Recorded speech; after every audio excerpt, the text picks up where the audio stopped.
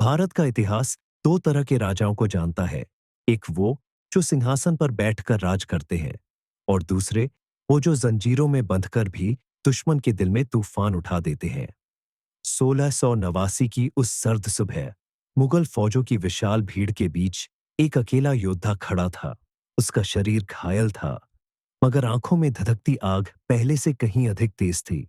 वह था छत्रपति संभाजी महाराज।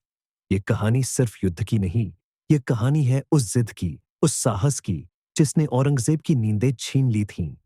एक तरफ था औरंगजेब, भारत को पूरी तरह अपने अधीन करने की महत्वाकांक्षा से भरा हुआ।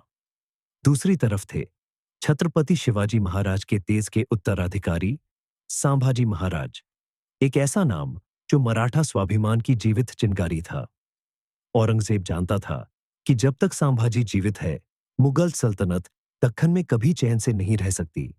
यही कारण था कि वह संभाजी के नाम से ही कांप उठता था। दक्खन की धरती युद्ध की ज्वाला से जल रही थी। औरंगजेब ने 5 लाख से अधिक सैनिक दक्षिण में उतार दिए, किले घिरे, युद्ध छिड़ा।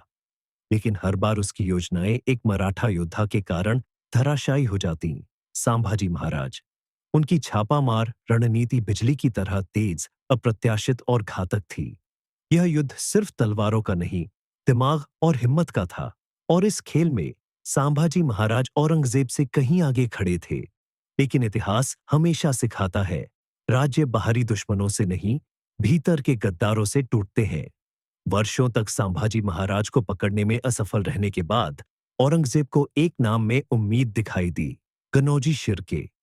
एक अंधेरी रात जंगल के गहरे सन्नाटे में जब संभाजी महाराज कम सैनिकों के साथ विश्राम कर रहे थे, गद्दारी की छाया ने उन्हें घेर लिया। मराठों का सिंह अब जंजीरों में बंध चुका था, लेकिन उसकी आंखों की ज्वाला अभी भी उतनी ही प्रचंड थी। संभाजी महाराज को औरंगजेब के सामने पेश किया गया। मुगल फौज को लगा कि आज वे एक राजा को टूटा हुआ, डरा हुआ देखेंगे। लेकिन सामने खड़े थे मराठा स्वाभिमान के प्रतीक। उन्होंने गर्व से कहा, हम धर्मवीर संभाजी राजे स्वराज्य के रखवाले हैं। औरंगजेब की आंखों में जलन थी, क्योंकि जंजीरों में बंधा यह योद्धा उससे कहीं अधिक मजबूत दिखाई दे रहा था। इसके बाद शुरू हुआ इतिहास का सबसे क्रूर अध्याय, 40 दिनों की लगातार अमानवीय यातनाएं।